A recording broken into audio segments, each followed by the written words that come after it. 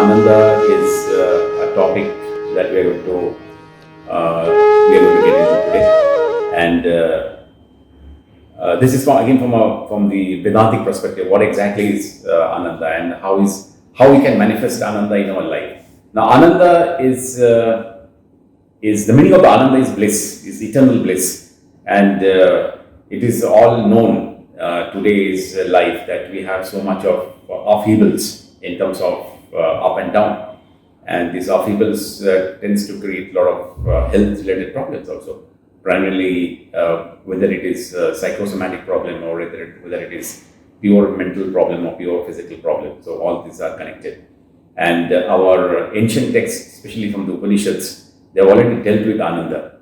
And how can actually we achieve Ananda amidst chaos in our life? And life is a big journey, and this journey has to be crossed, and one has to have enough tools to cross over it and be with life for whatever existence we have on this planet Earth.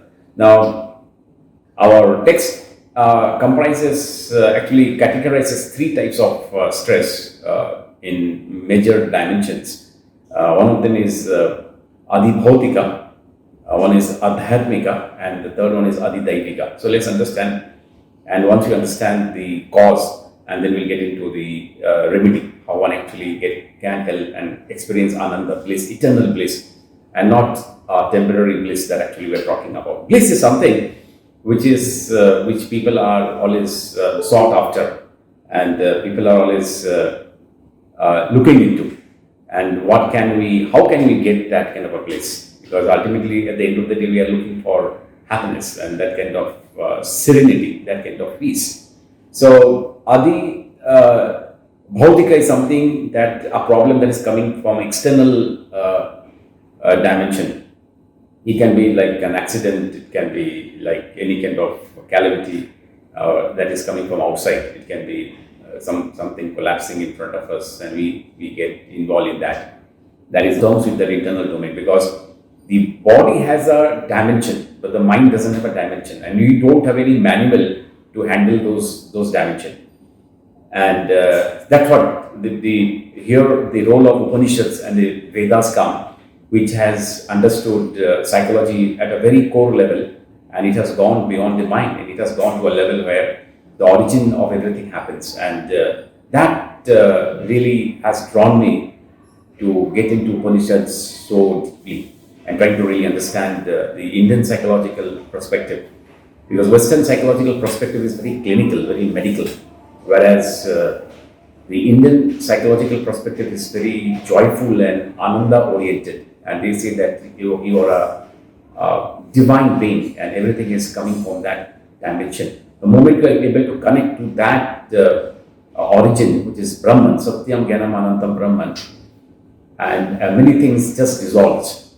Many stress simply dissolves, and it is because of ignorance we are unable to get that. So that is adhyatmika, and we have a lot of ignorance. We have a faulty thinking, and our text also says that many of the problems happens because of incorrect thinking.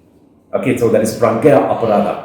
So pragya is a wisdom, it is a mistake of the intellect, or sometimes it can be called as a crime of the intellect. So our intellect is not defined properly in our own terms, or rather we are unable to process the world. So we don't have the Vivek. The Vivek is not there, and the pragya, the wisdom is not developed. We of course play havoc with our own mind.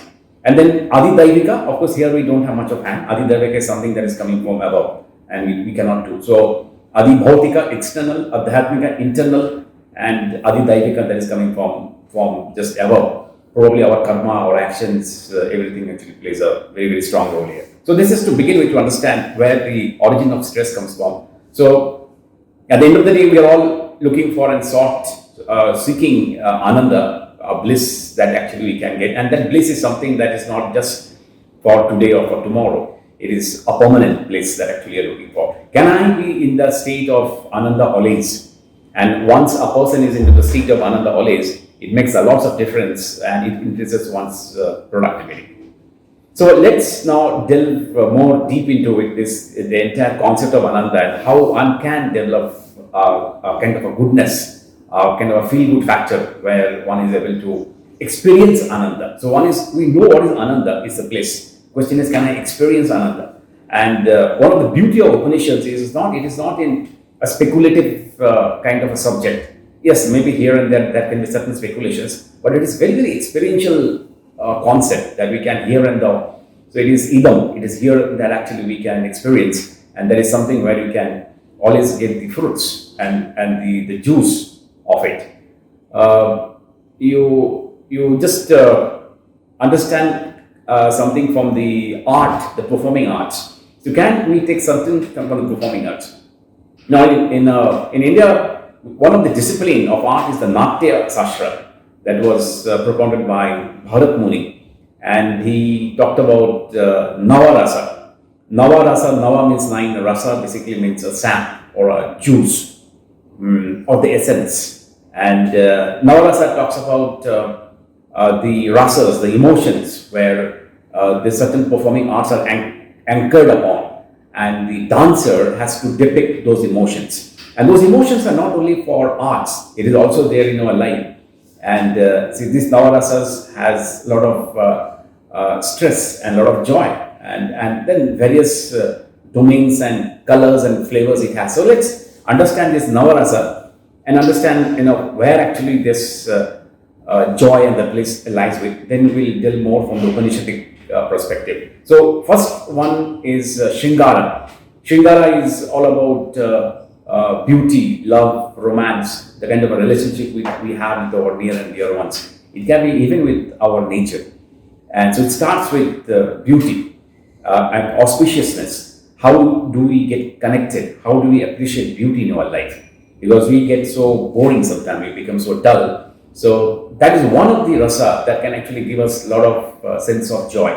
The more we get connected, because it's larger than life, because beauty is something which is very subjective.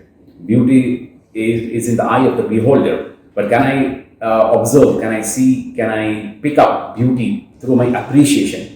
Can I be appreciative about anything that is happening around me? So that is trying to appreciate about the nature, trying to appreciate the ecology, trying to understand the food cycle, trying to understand so much of our biodiversity, which is one of the greatest creation of God, and so much of a diversity of species that we have. So, and there is so much of a variety of things in our life. So can we look into? So it is a kind of a mindset that I'm trying to. It's a kind of a vivek.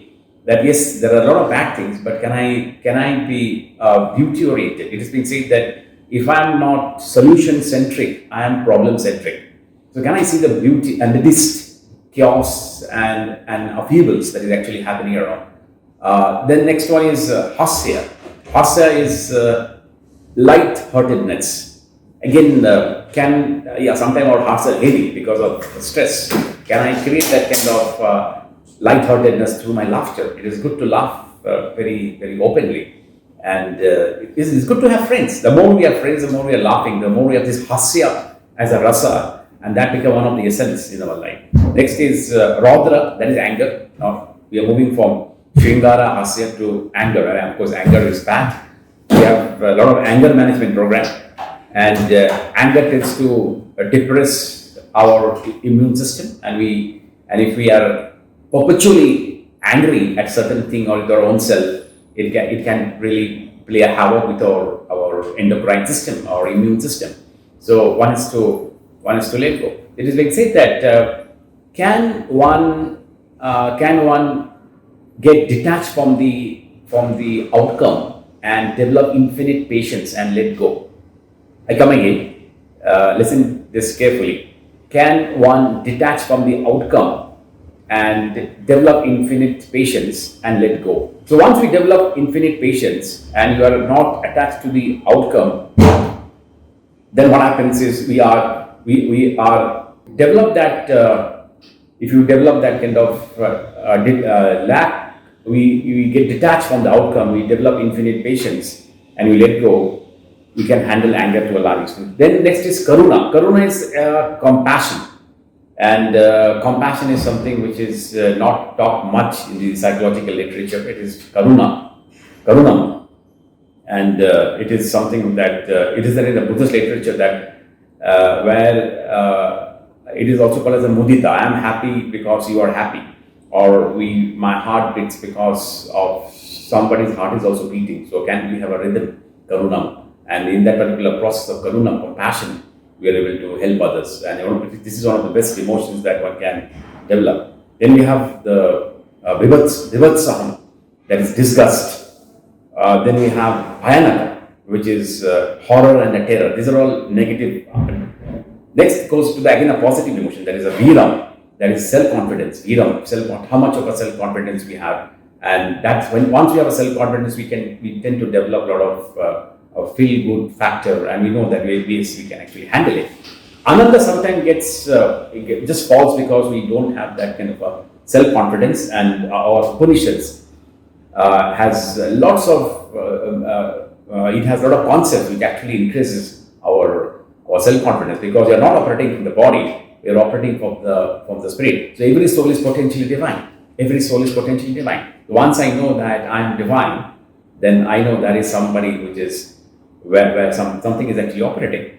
And it is also like this: if you knew who walks beside you for the path that you have chosen, then you cannot experience fear or doubt.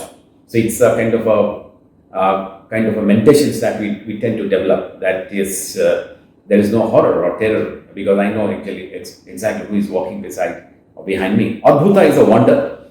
Adbhuta. And it is always good to develop a sense of wonder, because in the sense of wonder, you're always looking for some kind of a surprises. Surprises are something that we get elated. It's a good emotion we tend to get developed. And the shantam is the serenity and the peace.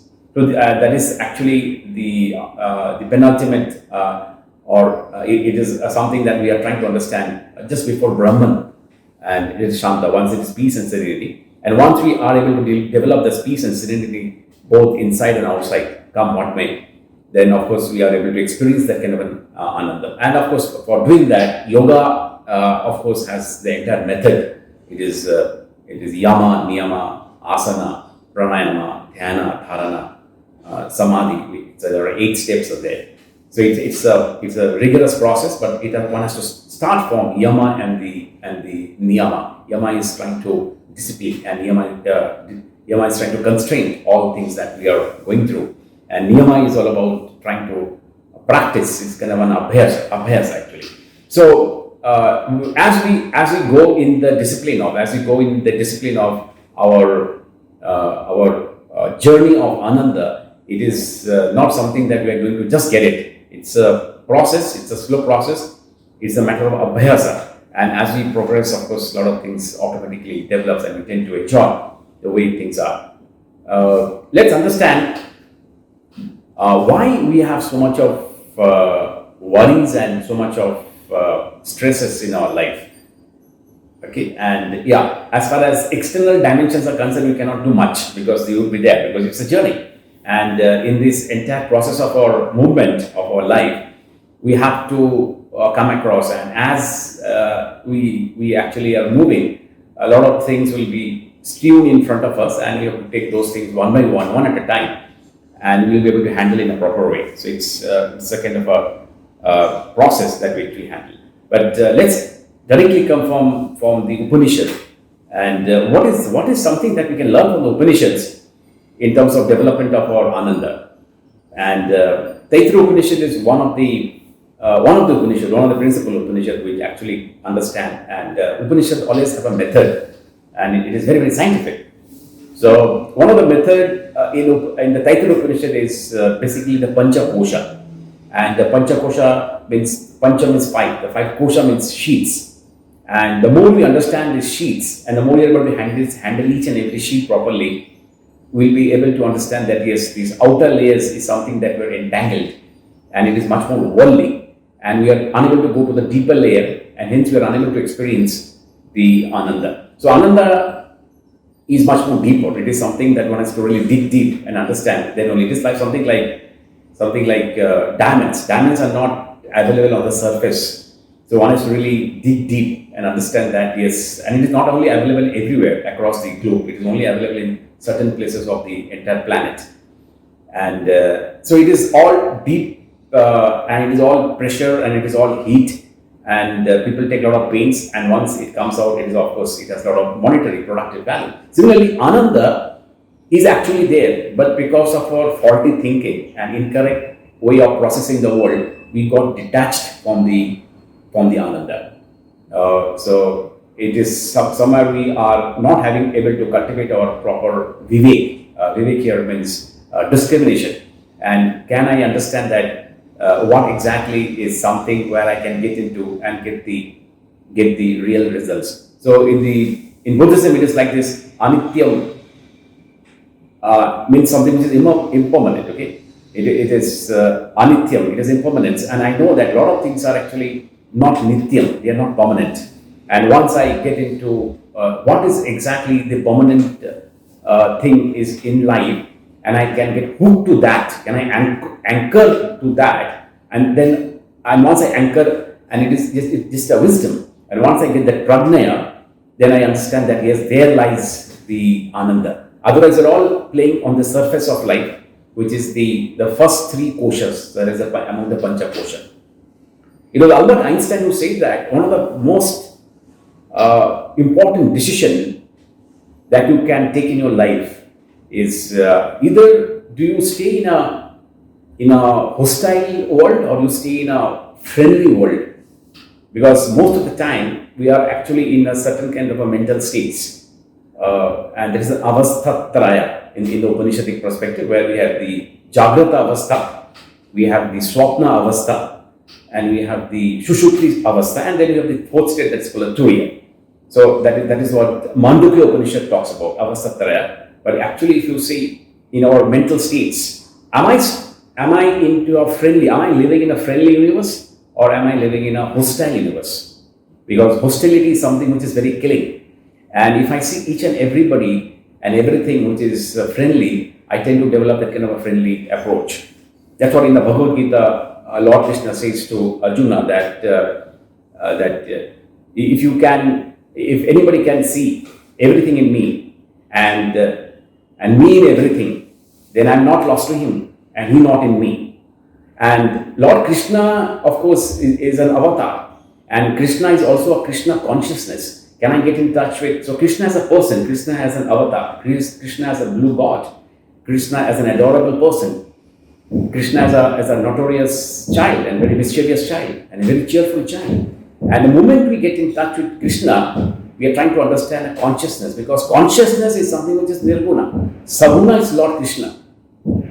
Now it becomes very difficult for a person to understand something abstract as consciousness. Now we are now going very deep to understand what is Ananda. But ordinary person to understand nirguna, which is nirakara, and get in touch with that nirakara is very, very difficult. Isliye we need a person, and a person of extraordinary order, and that particular person is Lord Krishna. The rituals sometimes are important because it is sometimes very difficult to attract and attach our mind to something which is absolutely nirguna. So mandir mein jana jaruri hai, because we want to achieve the permanent. We are trying to achieve something which is eternal through something which is there in front of me. So I can get the nirguna through the saguna. When I go to the Lord, when I go to Hanuman Mandir or Shiv Mandir or any mandir of my choice, I stay there, I be there, I do the pranam, and there is a connect, because for that particular moment, for 5 minutes, 10 minutes, I'm detached from the worldly life. It is me and Hanuman, it is me and Lord Shiva, it is me and Lord Krishna, it is me and Lord Rama. So at that particular time, it is my Shiva, it is my Gopala, it is my Krishna, or it is my banyan tree, or it is my rock. Okay, so it is through the Saguna I'm able to understand the Nirakara. So what happens, the more we are into the worldly life, okay, the more we are getting detached from the Nirakara, which is the Brahman. Satyam Jnanam, Satyam Sat Chit Ananda, okay. Chidananda Rupa Shivoaham, Shivoaham. So Chidananda Rupa, Shivoaham, I am Shiva, I am Shiva. So it is always there, it is always there. And this Strutam, when he actually recites, it's a kind of a recital, it's a kind of a ritual. You understand, yes, there's a higher realm of life. So now let's get into this Pancha Kosha. Okay, let's get into this Pancha Kosha, 5 sheets, Kosha means sheets, and see how certain turmoil and how certain stress comes because of our involvement in the worldly life, and how amidst being in this world, one can also experience the nirguna and something which is absolutely there, and you are unable to connect. And once you have the particular knowledge, and this can happen through the Gyan Yoga, this can also happen through the Bhakti Yoga.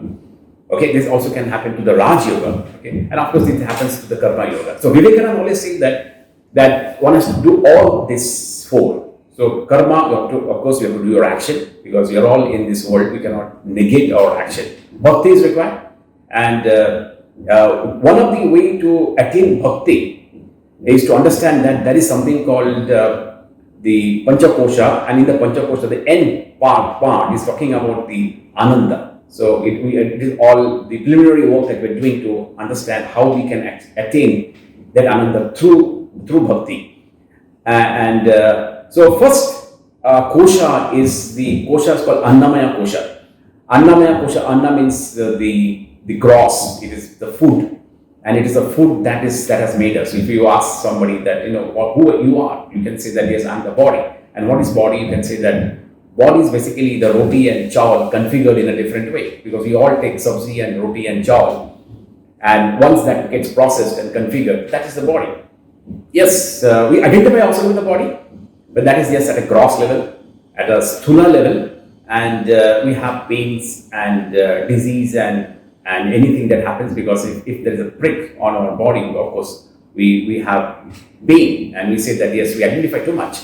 But there are ways by which we can disidentify with our body. Of course, the body is an instrument through which you work, but there are other koshas also. Second kosha is the Manomaya kosha. Manomaya means the manas, the mind, actually. And mind is, of course, mind doesn't have a boundary, but it can play a lot of role in our entire body. So mind is something which we cannot define. It is a flow of thoughts. And mind includes memory, perceptions, way we perceive the world. It is our feelings, it is our intellect, it is our analysis, it is our synthesis. And in our studies, in our education, in our research, in our whatever you do, we are actually involving our mind. And the most refined minds are the minds who has done lots and lots of contemplation and thinking and feeling, and they have contributed to the world. Like we have scientists, we have professors, we have teachers, we have even managers, because constantly everybody is thinking to do something. And of course, everybody in their own way, they have their own level of thinking. And sometimes mind can be your friend, and sometimes mind can be your enemy. So the question is, it is being said that there are two wolves in everybody's life. One is filled with anger, hatred, jealousy, contempt, mischievousness, and another filled with a lot of love, compassion, a lot of generosity, lot of compassion and the like. And that box, whichever you feed upon.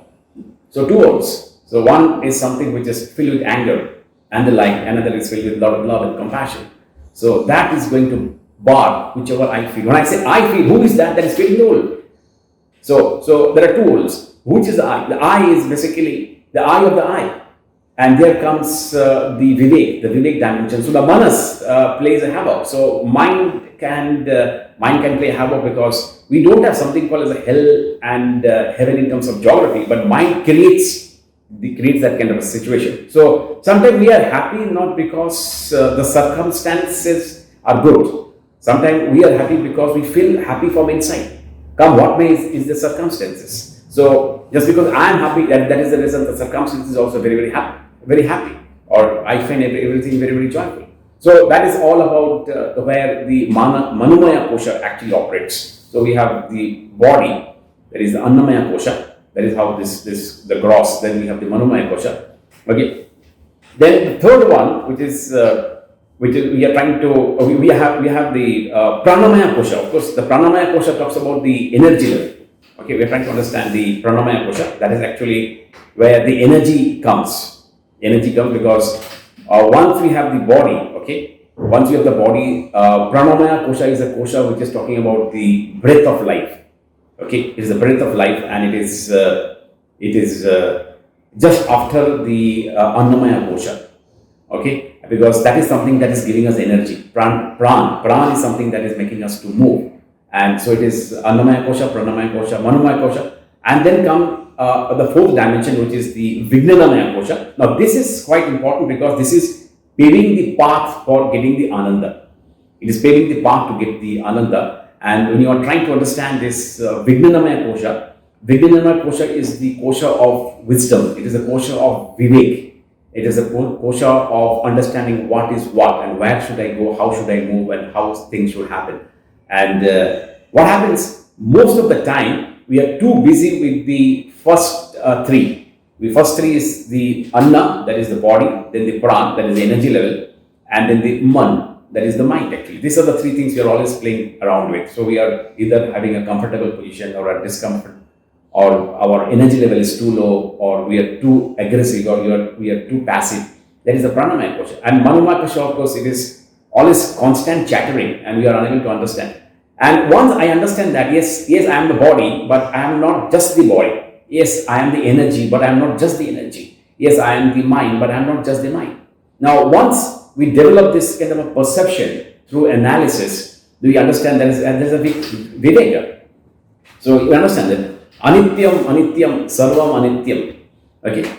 So I understand that yes, everywhere there is an impermanence, and so similarly, my body, my energy, and my mind is also something which is also it is impermanent. So can there be something permanent in this impermanent world? So once I ask this particular question, then I'm getting into something which is called the Viveka, and there my journey starts of understanding what is Ananda. Otherwise, you're always playing. So typically, all human beings are playing with these first three layers. And once I understand that yes, there is a fourth layer, and that is coming from within, contemplation, and that is a Vivek. Then I understand that this doesn't matter. Yeah, today I am hurt, but tomorrow I'll be okay. I'll be healing. Okay, today I don't have energy level. That is the pranamaya, but tomorrow I'll be having a lot of energy. I need to have good diet. I need to do certain exercises. I need to keep, and then the mind is doing a lot of chattering. Can I put something? Because scientists says that on an average we are having 60 to 80,000 thoughts a day. Okay, and out of that, almost 80 to 90% are negative. So it is something like whatever you put, you get outside that also.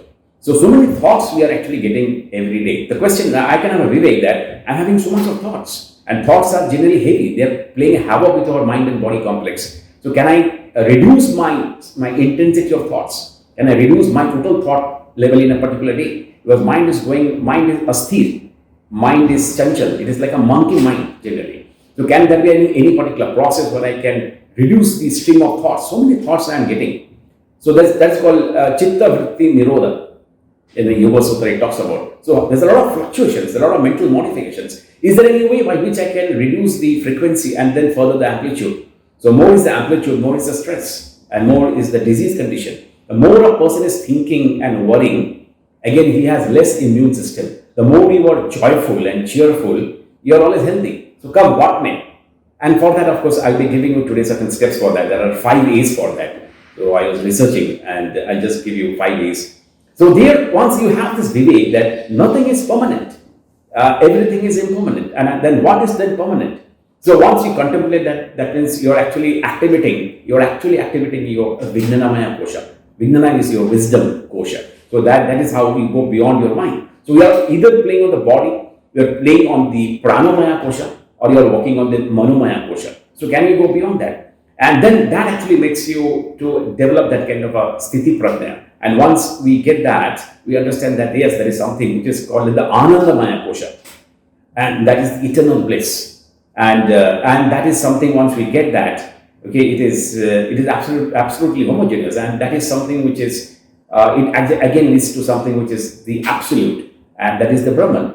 And so Anandamaya kosha is the kosha which is very different from this first kosha. It is some kind of a perception which actually negates. So it is neti, not this, not the body, not the pran, not the mind, not the vijnanamaya. It is something else. So what is that something else? Probably that is something which you can develop through silence. So one way to develop that kind of get into that Anandamaya kosha is practice silence for hours, doing nothing, just doing nothing.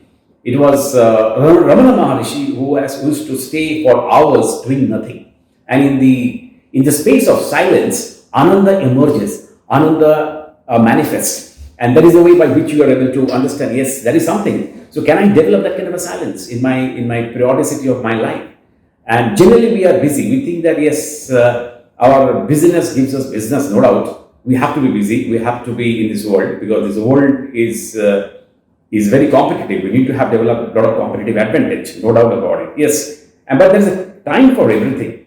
So that's what when you say the entire Sanatan Dharma divides the entire life into four phases. No? We have the brahmacharya, then we have the grahastha, and then we have the vanaprastha and the sannyasa. So one has to know exactly that which stage, where am I actually now? Probably if I have crossed 30, that means I have crossed my 25, I have crossed my brahmacharya, then grahastha. So can I be a good husband, good wife, and I do all my householder duty. Then one gets into the vanaprastha. Vanaprastha is from 50. Okay, from 50 onwards. So if I cross 50, vanaprastha basically means going to the jungle and going to the one. But in the modern context, vanaprastha means doing something for nature, doing something contributory, appreciating the beauty of anything that is actually happening in our life, trying to watch some beautiful movies and trying to appreciate. So anything, vanaprastha means trying to slowing down. And sannyasa, of course, we are actually at the, of course, end, almost 75 plus, we are 80 plus like that. So we are almost retrieving, we are almost, we are just getting engrossed with more self and trying to contemplate, getting into more of meditation, trying to understand what the vagaries of life or what I have gone through. And so we accordingly, if we understand and able to orient, we'll able to understand that what kind of a work that we are doing and how much of effort actually we are. So we find that life is a race and we have to be always in the race. Yes, we have to be in the race, no doubt, and everything has its own timing. So am I doing those things with my timing? Or am I, even at the age of 60 and 70, I'm still competitive? Yes, I can be, but of course I can have people around me. So one has to have a lot of mental kind of a peace to be developed from within, because mental peace is something that you cannot go to a shop or medical shop and say that give me one capsule of mental peace. That as of now we don't have anything. We have antidepressants, no doubt. So, but we don't have anything, something called as mental peace. So medicine can put us to sleep. That is a chemical way of putting things. So can we have non-medical way of getting that kind of a happiness? So what is that? That is basically the prajna. That is the sthiti prajna, a stable kind of a mentality. That only happens if I know that there is something which is absolutely unchanging, and that is the Brahman. So can I get in touch with them? And Upanishads are not speculative. This is something that we can get into. And now let's get into some of the 5 A's by which we can develop that Ananda in our life. One is abhaya. Abhaya is fearlessness. Generally, we have a lot of disconnections in our Ananda because we feel that what is going to happen. So can I be? And Upanishad says that you are not the body, you are basically the Atman. And once you know that you are operating from your Atman, an invisible self, this bhaya goes out, abhaya. So let whatever comes, I'm going to handle it. Because if you change the way you look at things, the things you look at changes. And once you operate from this particular mindset, a lot of things actually change. Secondly, having an eternal trust, titiksha, forbearance, that yes, something is going to happen and this is also going to pass away. So, and second A is asanga, is detachment. The more we get attached with something, we have more of investment in those things. And those things again is putting us in a kind of a bad situation. Because once we are able to pull the mind from any kind of an attachment, we'll find that yes, body may go through the pain, but if the mind is not attached much, the body also heals fast. So there is a psychosomatic dimension there. Just because our mind is too invested, too much attached, our body also doesn't heal properly. If you are cheerful, we'll find that we will not get cough and cold that easily. You will not get cough and cold. If you are cheerful, you're always happy mode, you're always in a jolly mode. So one has to find ways to be detached asanga, because we have too much of investment, too much of fearfulness among a lot of things. So abhaya, asanga. Then we have ahimsa, non-violence. Now, non-violence, ahimsa has to be developed. A lot of violence is there in the mind. We have a lot of hatred and anger and jealousy. I think the first sloka of Isha Upanishad is a fantastic sloka which actually gets into that. Isha Vasham Idam Sarvam Yatkinchita Jagatam Jagat Tina Tattinda Bhunjinta Magrida Krishna Vidhanam. So it says that everywhere there is a Lord. And once you have that particular consciousness that whatever actually you're seeing around is Lord, is consciousness, we understand that yes, Isha Vasham Idam Sarvam, Idam, yahan pe hai, Sarvam, sab jagah pe, it is all pervasive. Yat Kanchita Jagatam, Tena Taktinda Bhunjinta. That means you are renouncing. Once you renounce, and we don't covet anybody's wealth, generally we tend to covet. And that this coveting is also kind of a himsa. Oh, kaise mere se le sakta hai? How can he take it from me? And moment we think, we tend to get into a kind of a very violent, competitive attitude, and those things are killing us. The more we are into the always, and we are always uptight, we are very, very tight, and that means we are secreting more of cortisol and adrenaline, and those things are killing us. So can I develop that kind of a, chalo, theek hai, it is all fine. So everything is going to come, everything is going to get all right. And it is not just a kind of an attitudinal thinking, but it is a kind of a conviction. Yes, I'll put my effort, no doubt, whatever has to be done, but mentally I am detached from it. So that's an ahimsa, because we carry a lot of, physically we may not be doing any kind of ahimsa, but mentally we are doing a lot of himsa, because my mind is touching somebody again and again. So externally I may look very, very calm, but internally I am very violent. So Upanishad is talking about we need to be ahimsa from inside and not from outside. And if it is from inside or outside, automatically it will happen. And then we get into abhyasa. So we have abhaya, asanga, ahimsa, abhyasa. Abhyasa is the practice. So we are able to get that lahari, that waves of joy and peace because of practicing things. So these things are all attitudinal. These things are at the level of mind.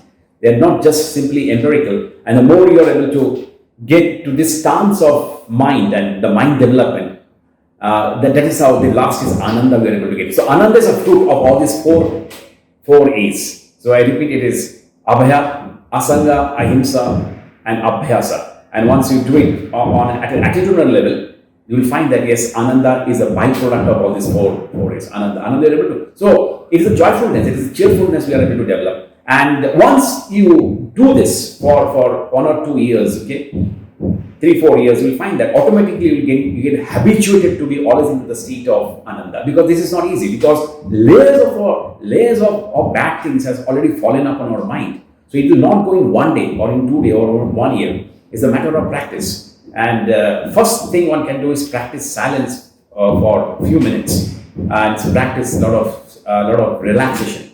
And once we do that, we'll understand, yes, a lot of things are passing by. So one way is to sit in any place of comfort and where you are not disturbed by any kind of external sounds or any kind of disturbances, and just observe your mind.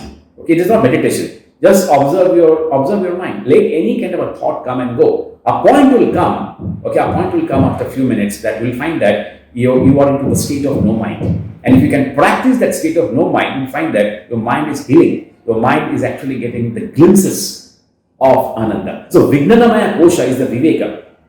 Okay, so can I get detached from the Annamaya? Of course, they are there, no doubt. When I say detachment at a mental level, they are there. They have to be there. They are so empirical. They are so concrete. They are so objective. We have to be there with them. The only thing is that my mind doesn't get detached. So can I get detached from my Annamaya and the Pranamaya and the Manomaya? So can I develop that kind of an intellect, that kind of a Vivek? And then once that is done, then I'm going to the path of Ananda. That is how actually we develop that Ananda.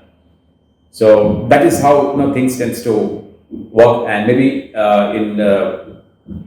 more we'll talk about all these elements in the Tridrishya Viveka, because Tridrishya Viveka is a fantastic tool that talks about how one has to see things at a different level where things can actually work out. So fine, I'll end this today's session by telling you a small story where you'll understand that how getting in touch with something absolute or the Brahman, which is so abstract, may help us to achieve the Ananda. So it happened that there was a man, and he was a very very devoted to God, And one day he was praying, and he was praying and he was praying, and he said that God, I love you so much. Why don't you be with me all time? And one day God was very pleased because he was really a devotee and a very sincere devotee. And yes, he said that I'll be with you. And then he used to converse with God, and he says that where is the proof? Where is the proof that you are always with me? And he said that yes, I'll give you a proof. Whenever you are walking, you just look behind, you'll find the footprints of mine. You'll be able to see my footprints. And if you see the footprints, you need to understand that yes, there's a pair of footprints and God is always walking with you. So he was very, very happy. He started his day, and the moment he went home, he found that yes, there are actually footprints, 2 footprints. So there are total 4 footprints, 2 of his and 2 of the God actually. So he was very, very happy. Everything went fine. He went to office. He came back from his own office, and everything was good. So everything went quite well. But of course, life goes on, and there are changes. Though God is with you, but your life is your life. Your karma is your karma. Your fruits are your fruits. It happened that certain bad things befallen upon this man. He lost his kid in a very fatal accident, and hearing that particular news, his wife also get totally abnormal. She lost her sanity, and that man, of course, couldn't really understand why all these things has happened, and he was totally morose. He was totally depressed. So he thought that I'll leave this place because I'm unable to handle myself. So he just goes to a far up place, and suddenly it appears to his mind, God is always with me. God is always with me, and let me see, is God with me? And then he looks back, he finds that there is no footprints. Then he found that yes, God has also forsaken me. God has also left me. I think I'm going through a very, very bad time. And out of all his depression, he starts again praying to God. God, I'm going through a very bad time. How can you leave me? And then God appeared. And he said that, yes, you feel that I have left you. You actually, when you look back, you are not able to see the footprint. But actually, the footprint that you're actually seeing is not yours. It is mine. It is actually mine. And I have lifted you. I have lifted you so that you don't get into too much of a sorrowful state, so that you can actually walk and you're able to come back to life again. So you go back to your wife, trying to console, and I can go because I'm always with you. You cannot see the footprint because those are not yours. I am carrying you. Then, of course, he regained the power. Yes, God is with me. And that is the belief system that actually that has to be developed. We feel sometimes that yes, a lot of bad thing has befallen on us, and there is nothing. So if you knew who walks besides you for the path that you have chosen, you cannot experience fear or doubt. This is a conviction. Okay, this is not an intellectual proposition. This is a conviction. If you knew who walks besides you for the path that you have chosen, you cannot experience fear or doubt. So this has a lot of effect on our mind-body complex. I know that there is somebody, and this is a conviction. This is an aparaksha anubhuti. This is not a pratyaksha. This is not a perception. This is not an intuition. It is a belief, a firm belief. You know it. It is there. There is something there actually, and you know exactly. God walks with you. A higher power walks with you. Miracle happens. It may not happen. One has to develop that kind of an eye to understand that there is a higher power. It is always working. God is with me in certain form actually. And there are many, many instances in your life you will find that yes, there is somebody who is working with you. And it doesn't mean that we'll be absolutely out of danger and out of bad things. Yes, that is our karma. And that we have to pay in our life. So if there is something to happen, it would happen. But yes, there is something. And it is ultimately it's a conviction, and it's a kind of a firm conviction. And once we know that, we are getting in touch with something which is the Atman, which is the Brahman, and that particular state, we develop a lot of Ananda. So amidst chaos, amidst problem, amidst stress, there is somebody behind you, and that behind is the Brahman. So the question is, am I able to connect with that by going beyond my Annamaya Kosha and the Pranamaya Kosha and the Manomaya Kosha? Can I develop that kind of Vivek? So the path to Ananda is the Vivek. The more we develop the Vivek, the more we develop that Ananda. That's it. Thank you so much.